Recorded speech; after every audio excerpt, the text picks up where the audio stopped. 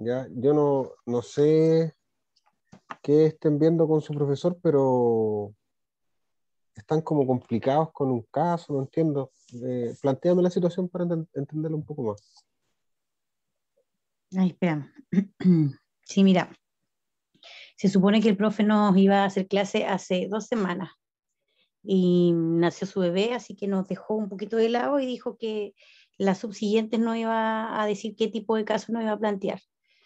Y nos envió una clase asincrónica. Así que estamos ahí, así, de Ya, acuerdo a las clases que pero la prueba todavía no la tienen. se supone que es el sábado. Ya, Él explicó que era de un caso tipo que le iba a dar, pero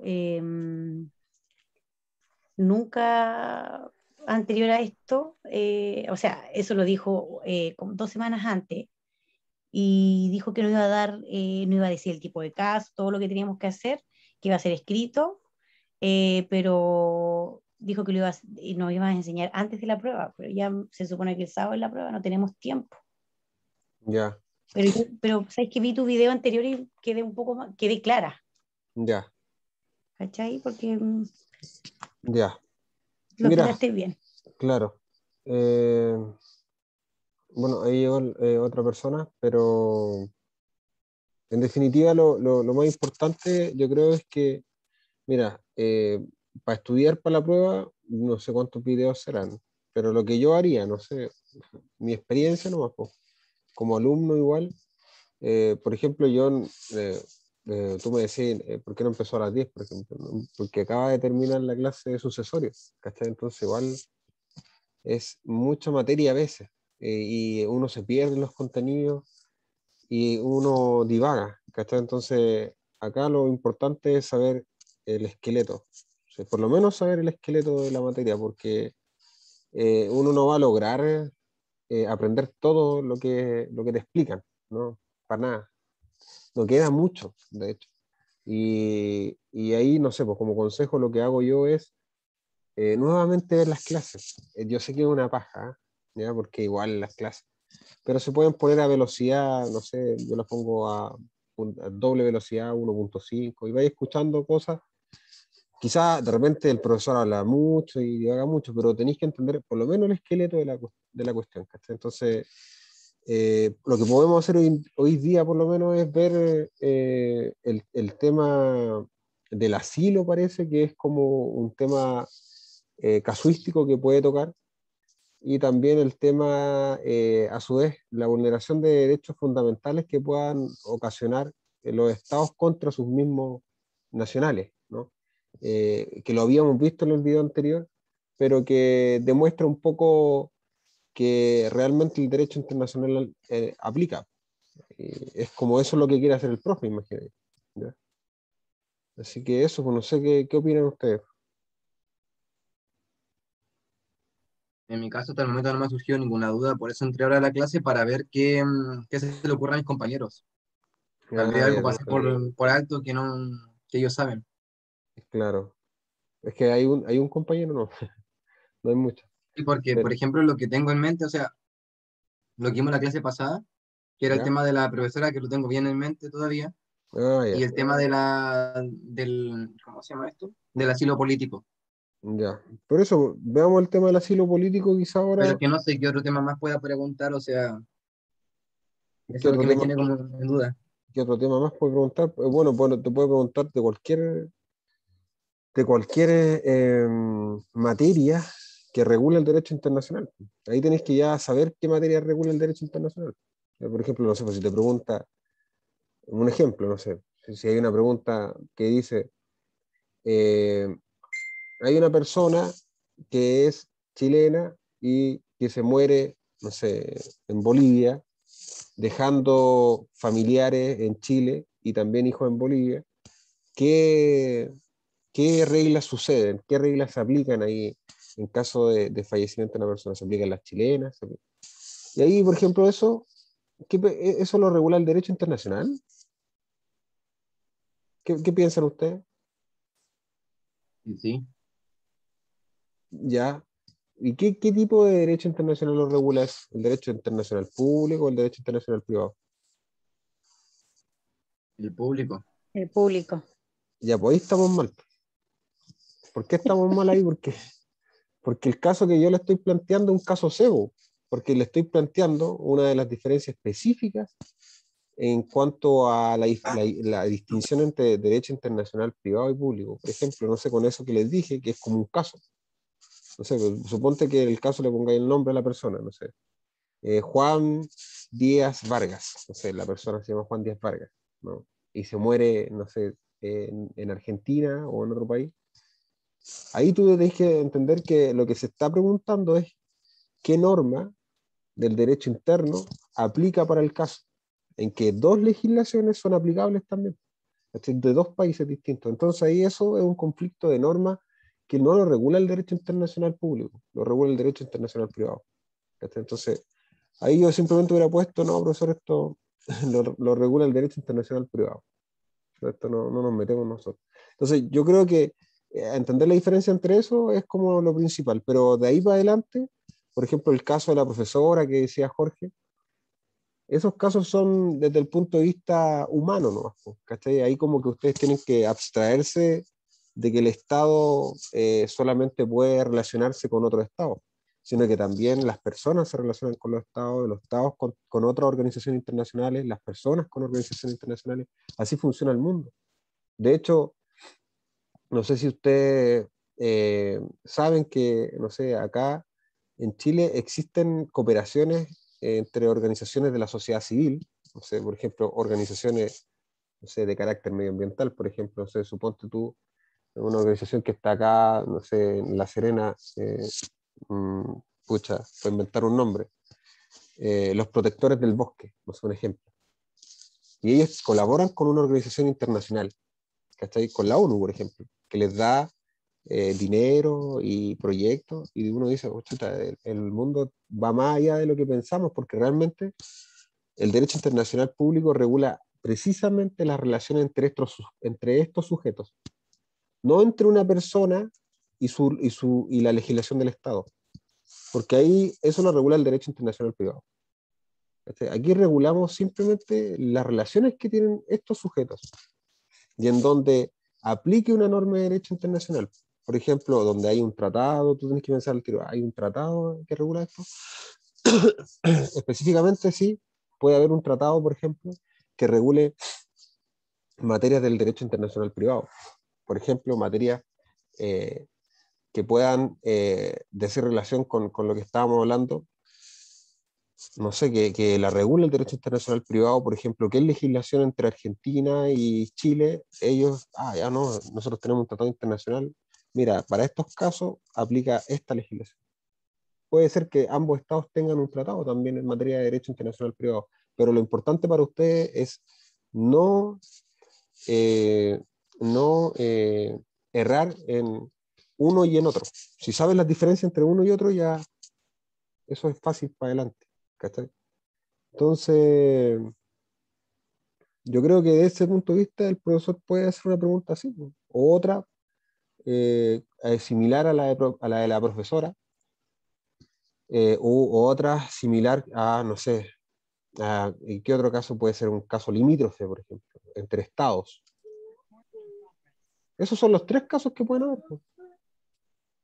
Pero, Oh, ¿sabes qué, Franco? Yo no creo que el profe nos dé algún, no sé, que tú has estado más en clase presente del profe de Derecho Internacional, porque solamente nos ha hablado de Derecho Público, no de Derecho Privado. no, pues por eso te digo que si te hacen esa pregunta, por ejemplo, uno dice al tiro, no, esto es derecho internacional privado, esto no lo vemos nosotros, pero te lo puede hacer, pues, ¿cachai? Porque al final es parte de la materia saber cuál es la diferencia entre el privado y el público. Un ejemplo, no estoy diciendo porque a las finales te puede de repente hacer una pregunta así, yo no sé. Mira, lo único que yo pienso es que cuando a nosotros nos hizo el caso, fue algo súper simple, fue como el conflicto limítrofe que hubo entre Bolivia, Chile, Perú, todo el conflicto limítrofe.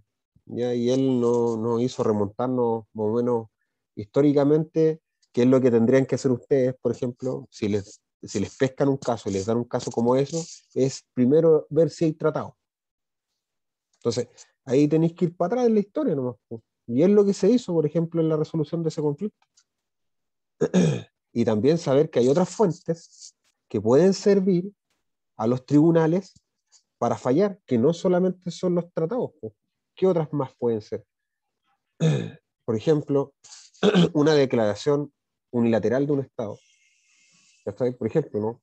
Puede ser que el Estado siempre haya dicho de alguna forma que tenía situaciones pendientes con Bolivia y con Perú, como fue el caso de Chile. En Chile, la presidenta Bachelet y en gobiernos anteriores y en gobiernos posteriores, siempre decían en la prensa que tenían temas pendientes con estos países. Entonces, esas declaraciones puede obligar a un Estado y puede traer responsabilidad. Entonces, ustedes buscan así hacia atrás. Dale, Jorge. Es que eso estaba hablando de que el profe de la clase, la penúltima, si no me equivoco, la que él estuvo, porque la anterior fue asincrónica, él habló sobre eso, sobre el tema de un conflicto de Chile con Perú por un tema territorial. Claro, sí, Entonces, igual podría también preguntarnos algo parecido a eso. mira, ahí tenéis que irte al video, no me imagino que los guardas, ¿cachai? Irte al Sí, video, no sé, pues, irte al video y, pucha, a ver, no sé cómo decirlo, pero a ver. Mira, a mí me hace clase el papá del, yo parece que se lo he dicho en innumerables ocasiones, que su papá me hace clase de derecho sucesorio, y su papá es cuático igual, que es cuático porque te está leyendo un libro, pero aparte te está dando ejemplo, porque él es un buen abogado y un buen profesor, entonces está dando ejemplo, es bien dinámico, es mucho más dinámico que su hijo un poco, yo creo, quizás, no sé. O quizás en las profes del profesor en telemático yo nunca he tenido, no sé cómo la hace, quizás se dilatan un poco más porque no hay un contacto personal, pero cuando la hacía ahí en vivo son bacanas las clases de ese profe. Pero ya, en resumen, su papá habla caleta. Entonces, ¿qué es lo que yo hice para prepararme para la prueba? Tuve que transcribir todas las cuestiones que hablaba en los videos, po, así, a mano en un cuaderno. Y lo transcribía así, y me daba la paja. Y realmente te podéis demorar 2 días haciendo eso, ¿cachai? Más o menos. Entonces, es como que tenéis que ya tener en cuenta que ustedes tienen que estudiar su semana, po, su semana antes. O sea, me refiero a que estar estudiando 5 días antes completamente la materia y llegar ya listo para el caso o para lo que les dé, para sentirse seguros, porque las finales, lo siento como que están así, como que están como titubeando, así como que realmente sienten que no han pasado por la materia, así como que, cabros, ustedes estuvieron en clase y ustedes les pasaron la materia. Es cuestión de revisarla, ¿no? Y sentirse seguros de lo que están haciendo, porque las respuestas van desde esa perspectiva, po. Si de todas las áreas del derecho me imagino que ya la han tenido muchos ramos y no sé, yo lo veo así como, para mí cada ramo es una batalla, donde se aprende cosas nuevas y eso, más que nada, y adquirís conocimiento. Y eso es lo que te tiene que interesar, porque al final eso es lo que queda, yo creo. Pero, pero no sé, po, estén seguros, ¿o no? Ese es como el lema. Y el tema limítrofe, eh, nada, pues, si se lo dan, si se los plantean, leer bien leer el caso es como, porque él se los va a dictar o ya está escrito, me imagino yo. Si está escrito, lo lee y en base a eso, a lo que han aprendido, lo primero que tendrían que hacer es buscar las primeras fuentes formales del caso, qué es lo que haría un abogado, pues, buscaría ya no sé, pues si fuera el derecho interno, ¿qué ley sirve acá? ¿El Código Civil, el Código del Trabajo? No sé, depende de la materia. No sé, pues si fuera el derecho internacional, ¿qué norma? La primera norma, como ya ustedes lo habían visto en la Convención de Viena, según el derecho a los tratados, habían definido más o menos las fuentes por las cuales un tribunal iba a fallar, ¿no? ¿A qué iba a recurrir cuando se sometía a un conflicto? Y aquellas fuentes, la primera era el tratado. Entonces, lo primero que buscan es un tratado. Si no hay un tratado, van a la siguiente fuente, ¿no? Si no hay, por ejemplo, en este caso, si no hay una costumbre que lo valide, no sé, los países siempre han actuado de esa forma y te dan antecedentes, quizás te dan antecedentes. Lo que pasa es que los países en el 2006 y en el 2007 hicieron visitas, donde hicieron declaraciones públicas. Quizá el profe te dé esos datos y tú los mismos los puedes utilizar, pues. Los puedes encuadrar en fuentes formales, ¿cachai? Los puedes encuadrar en la teoría, no sé, pues, de los actos propios, esa teoría que finalmente nadie se puede contradecir de lo que ha venido haciendo hacia atrás, ¿cachai? La regla de Stoppel, no sé, o quizás, no sé, les pueda preguntar de una costumbre derechamente, cómo se prueba una costumbre internacional y cómo lo probaría ahí en el caso. Ustedes tienen que revisar esa materia, o los videos tienen que revisarlo, o la misma Convención de Viena tienen que ver cuál es el elemento objetivo de la costumbre y el elemento subjetivo a propósito de la prueba del elemento subjetivo. ¿Cómo se probaría la costumbre? ¿Cachai? Ese es un desarrollo más o menos yo creo que les pedirían, porque a las finales saberse todos los contenidos de esta cátedra yo creo que es muy, muy, muy difícil, muy difícil. O sea, tenéis que leer el libro completo y quizá unas 5 veces y recién ahí vaya a entender un poco, yo creo. Así que no sé qué opinan después de lo que hablamos. No vamos a tener que ver los videos del profe, pero es tan latero, de verdad. Pero es Y aparte que que, no le puedes preguntar algo porque se enoja. ¿en qué año van ustedes? ¿En qué año Prim- vas Primer tú? año. ¿El Los primer dos año? vamos en primer año. ¿Y qué ramo Ay, han no, tenido? eh, hemos tenido económico uno y 2, político uno y 2. Tuvimos, ahora tenemos teoría de la vida y las personas, y estaba viendo que tú no, la clase anterior a la que yo estuve contigo, viste efectos de los tratados y está pasando lo mismo a la profesora. Ya. De ahí, ¿qué más tenemos? ¿Quién le O que hace ayúdame, quién le hace ahí? la profe Valeria. Ah, la próxima ley Tenemos de Cerda, formación ¿no? Sí. profesional, ¿Mm? Derecho Político 2. Ya, pues mira, la cosa es que para adelante se viene un poco duro, así que tienen que acostumbrarse a estudiar su semana antes, una cosa así, o 2 semanas antes, no sé. Ahí depende de usted. Pero hay que estudiar más. No puede llegar así, pues. Así como así, porque suponte que vuelvan a presencial. Dale, Isabela, perdón. Hola, no sé por qué aparece Isabel el nombre de mi chiquitita. Mira, mi nombre es Natalia Hola, Natalia. y bueno, opino, disculpa la intervención, Sí, pero no hay no estoy drama, no muy hay de drama. acuerdo con lo mencionado anteriormente. No sé si a mí me servirá en lo personal, pero las clases del profe, bueno, él claramente sabe mucho de historia y por ende siempre te saca ejemplos. Como mencionaste tú anteriormente, y yo lo que hago en lo personal es tomar apuntes. Yo escribo todo lo que dice el profe, hasta la última coma, y Claro. el brazo me llega a quedar adolorido. Yo no sé si esa opción sirve o no sirve, pero lo ¿En hago qué, en el momento en que él comienza a hablar, en qué año estás tú? en primer año, Igual soy en primer compañero de año. los niños, ¿no? ¿Los conocí? No, porque yo estoy en el vespertino. No Ah, tú sé eres si los chicos despertino. están. Sí, Sí, bacán. no sé si Mira, será una opción, pero, sí, pero por pues lo es que menos yo anoto mira, todo. el otro día, hoy día en la tarde parece el profe igual hizo como una. Los profes dan tus consejos y todo eso. O sea, hay que tomar los consejos, porque al final de eso sirve. Pero hablaba de las múltiples inteligencias y bla, bla, bla. Y me pregunta a mí, oye, ¿y tú qué inteligencia utilizáis? ¿Cachai? Y yo le dije, no sé, pues, me gustaría utilizar todas las inteligencias posibles, pues. Entonces, hagan lo mismo ustedes, el llamado es lo mismo. Si puedes transcribirlo, transcribirlo. Si lo escuchas, escúchalo. Si lo puedes ver, velo. Si lo puedes, no sé, reproducir en otro medio, reproducirlo en otro medio. Todo suma, todo suma. Así que esa es como la idea, pero como ustedes van en primero, escucha, el consejo es estudiar más. No sé qué más decirle, porque ahí ustedes tienen que verla, porque más adelante se viene duro, a eso me refiero. Más adelante se viene más duro, porque es como que más detalle. Entonces, a la final, los ramos del primer año son bien, ¿cómo decirlo? Bien teóricos, son bien profundos. A mí me gustan los ramos de primer año, son bacanes, son bacanes. Pero ya más adelante vaya al callo nomás, po. Por ejemplo, no sé, po, ya vaya a revisar normas. Y ahí ya es como más interesante. Entonces, a las finales, por eso aún no tienen ese pensamiento como de revisar normas.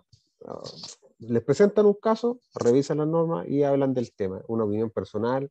Sobre todo al profesor le interesan opiniones personales más que aplicación de materia, porque realmente a él le interesa eso. Yo por lo menos estuve en sus clases presenciales, eh, no sé, a mí me felicitó, por algo estoy acá, eh, por algo postulé a esto y salí uno de los mejores de la universidad, entonces igual eh, uno tiene que ponerle atención, ¿no?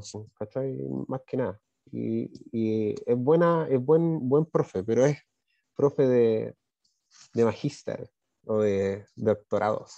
Es como otro, es como posgrado, ¿cachai? Por eso es más rígido.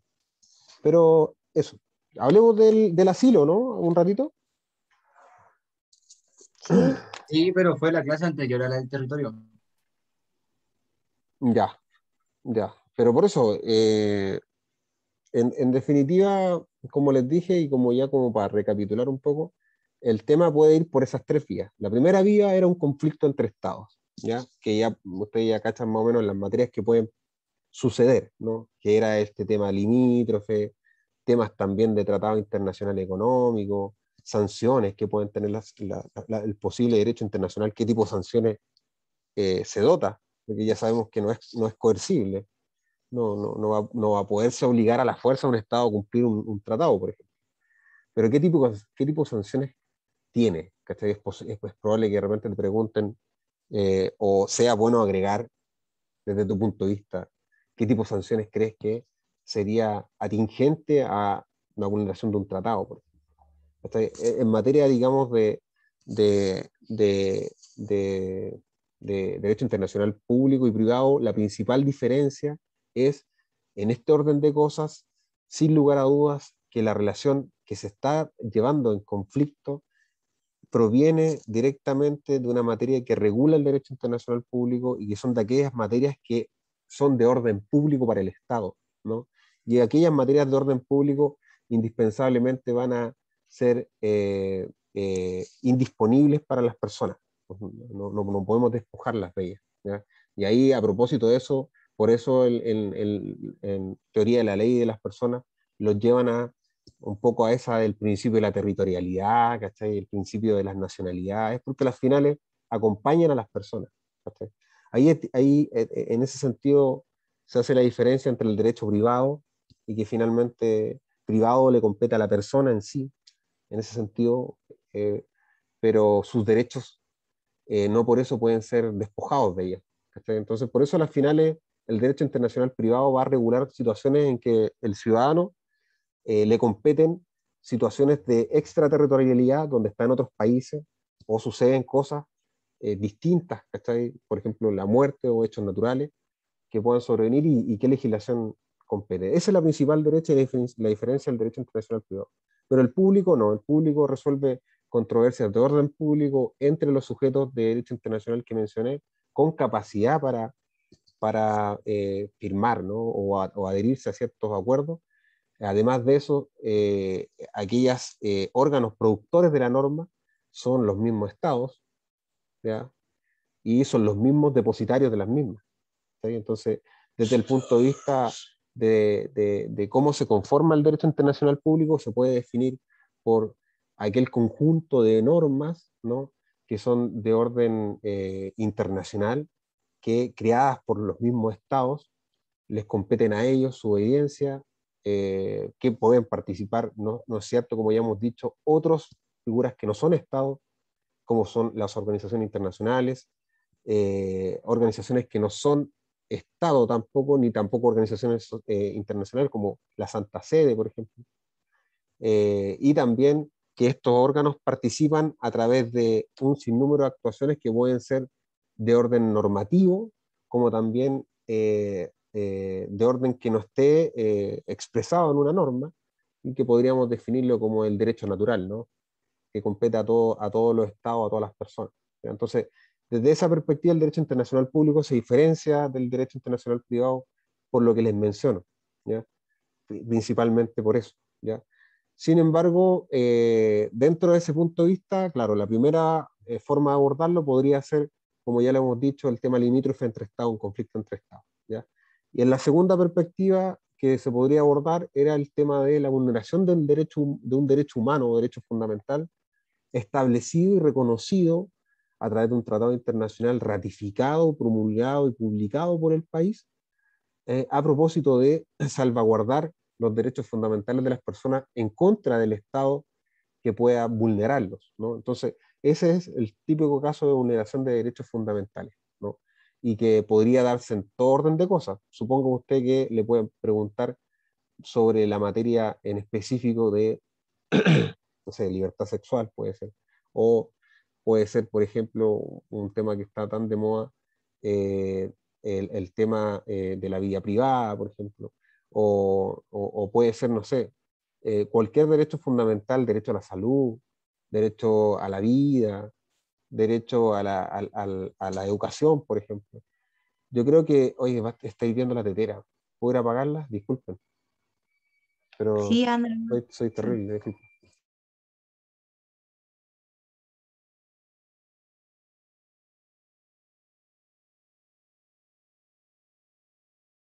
Isabela, yo te había consultado por chat, tú estás en el mismo, en internacional con nosotros el día sábado.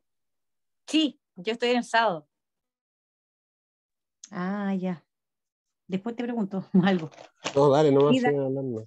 Ah, ya. lo que Compártanlo. pasa es que yo estoy, aparece como Isabela, como dije recién, por el nombre de mi hija, no sé por qué, no sé, me imagino que como es un link, digamos, que entré desde afuera y no desde la plataforma, pero me llamo Natalia, así que cualquier cosita ahí. Yo estaba escribiendo a ti, Isabela. Es que lo que pasa es que nosotros no tenemos claro como el profesor, un día sábado nació su niñita y después hizo... Ay, sorry.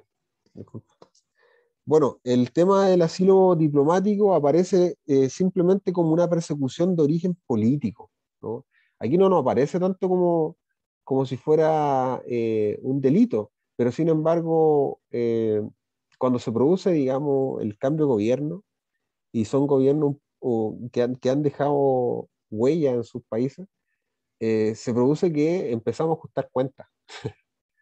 Uno empieza a ajustar cuentas y revisar realmente raya para las sumas y empiezan a salir secretillos por ahí y a las finales son secretos que igual se transforman en bombas para los mismos países de orden interno, ¿no?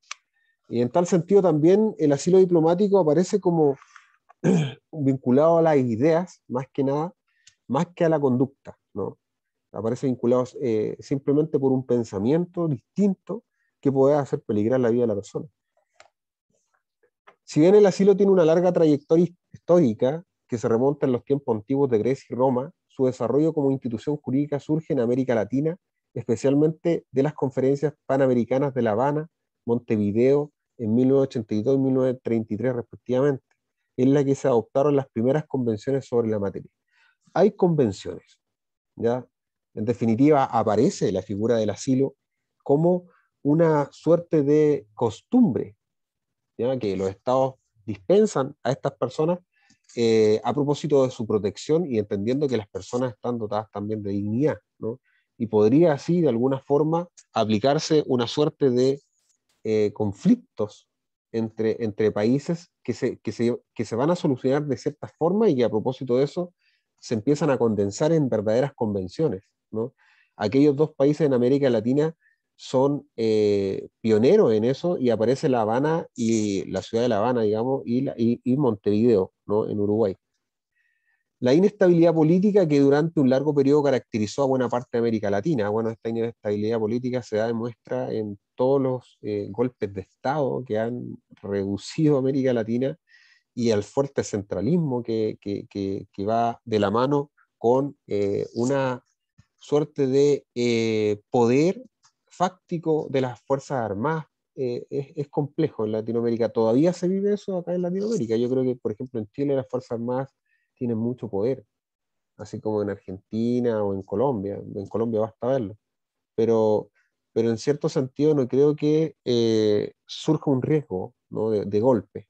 Pero, pero está la idea por ahí, no hay que alejarse nosotros vivimos años dorados de alguna forma porque estamos con la paz la paz romana que mencionaban los romanos, porque al final la paz es uno de los periodos más ricos, ¿no? No hay inestabilidad política. ¿Ustedes consideran que hay inestabilidad política en Chile hoy en día?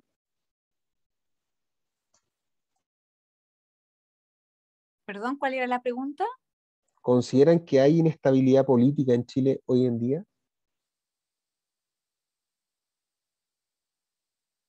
A propósito de lo que puede significar un asilo. Con En la muchas, acusación que tienen contra el presidente, yo creo que igual al verse dañada la figura del presidente, yo creo que igual muestra inestabilidad.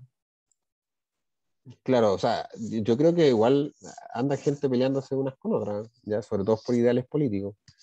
Yo no sé cuáles serán sus concepciones políticas, pero en definitiva, como ustedes ya saben, que el artículo 5 de la Constitución contiene, digamos, el principio de supremacía constitucional, poniendo de objetivo solamente qué significa eso, que la Constitución tenga, digamos, el poder absoluto de regular todas las situaciones de autoridad e incluso de órganos normativos. Aparece la suerte, digamos, del pueblo, ¿no? Nosotros mismos, que aparecen como para ejercer la soberanía, ¿no? Y la soberanía se ejerce a propósito de las votaciones. Entonces, ¿qué sucede? Que una persona no tiene que dar fundamentación por su opinión política, tiene que elegir, ¿no? Porque cuando tú vayas a votar no te dicen fundamenta su respuesta. Diferente, por ejemplo, es una decisión de un tribunal, porque sí la tiene que fundamentar, po, ¿no? Él lo puede decir, sí, condenado, ya, chao. No, te tiene que fundamentar por qué, ¿no? Entonces, ahí yo les dejo ese tips, porque al final eh, la inestabilidad política de repente es creada por los medios, ¿no? Es como lo que nos hacen ver. Pero las acusaciones constitucionales suceden, las constituciones son para eso, son para cuidar de alguna forma el sistema democrático, pero para allá vamos, ¿no? De hecho, se está cambiando la constitución. Pero más allá de eso, la idea que les dejo yo es llegar a entender por qué Jorge, por ejemplo, o Angelín pueden pensar distinto, ¿no? Políticamente. No se les pide fundamental. Simplemente uno lo ejerce el día del voto y chao. Porque es que anda tanta publicidad que realmente satura. Entonces, eh, bueno, el tema de los refugiados tiene también su origen en Europa y se remonta hacia fines de la Primera Guerra Mundial, cuando se producen las primeras oleadas de refugiados, ¿ya? Sobre todo rusos, armenios, después de la Revolución Soviética de 1917, y refugiados que le siguieron en las décadas de los años 20 y 30 con las hambrunas, faltas de trabajo y todo lo que deja la guerra, ¿ya? Por eso se producen migraciones de personas. Acá en Chile, por ejemplo, tenemos muchos migrantes. Tenemos venezolanos, hay colombianos, hay peruanos, hay bolivianos. ¿Ustedes consideran que el chileno es una persona buena en esa materia? ¿Esto se debería legislar más o tener siempre en vista que la persona que se refugia es un ser humano? ¿Qué piensan ustedes de eso? Yo encuentro que no somos solidarios como chilenos. Discriminamos harto a los extranjeros. No lo consideramos como Pero, persona humana, como acabas de decir. pero como país, por ejemplo, porque, No, yo porque considero todo, o sea, yo creo que es todo lo opuesto, al contrario, somos demasiado generosos porque las garantías que tiene un extranjero en el país son a veces mayores que las que tiene un propio ciudadano. claro, ese es como el argumento típico de una persona que digamos, maneja ese tema de estadística y todo eso. Yo no manejo mucho estadística, no sé cómo andará ahí el tema de los beneficios y todo, pero sí sé que de alguna forma es bueno que venga el extranjero. No creo que sea malo, es bueno siempre. ¿Por qué? Porque en la economía de Chile es como de exportación, po, ¿cachai? Entonces estamos llenos de privados, de empresas privadas, y se genera mucho la competencia, la mano de obra, pero, Que pero, vengan, llega, pero por métodos legales. sí, po, pero llegan extranjeros, ¿no? ¿Y llegan por qué? Porque Por algo una pasó, mejor calidad de vida, porque para algo tener una pasó, mejor calidad de vida. claro, porque algo pasó en su país, ¿cachai? Y vienen de refugiados, po. Vienen como de alguna forma arrancando su país. Entonces, ahí, por ejemplo, Profesor, hay un ejemplo. Sí, dime. disculpe que lo interrumpa, es que a mí me surge la duda, porque yo tenía entendido que la gente, los inmigrantes, no llegan en calidad de refugiados. Me parece que hay un concepto o una diferencia, o llegan como refugiados, Mira, porque ahí yo creo que hay que atender primero, por ejemplo, no sé, pues, generalmente cuando una persona viene arrancando, ¿no? La causa fáctica es porque están arrancando su país. ¿Ya? Ahora, cómo lo determina el país es otra cosa. Yo concuerdo contigo.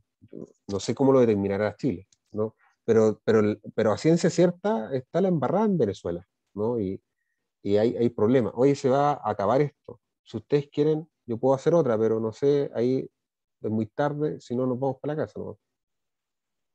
No, yo creo que para la casa, Franco, porque igual empezamos tarde Sí, y yo considero que quedé más clara hoy día con lo que los tips que nos diste. Y los días bueno, no tenemos prueba mañana, a las 8 de la Exacto. mañana. A las ya 8 cabros. tenemos problemas. Póngale, bueno, que les vaya bien. Por último, nos juntamos mañana para seguir debatiendo, ¿vale? Vale, Estaría bueno, sí. Ya. Ahí. súper, muchas sí, gracias. me Gracias, que interesa. estén bien. Gracias, Chao. compañeros. Gracias, Ya, Chao, Franquito. igual para chao. ustedes. Gracias.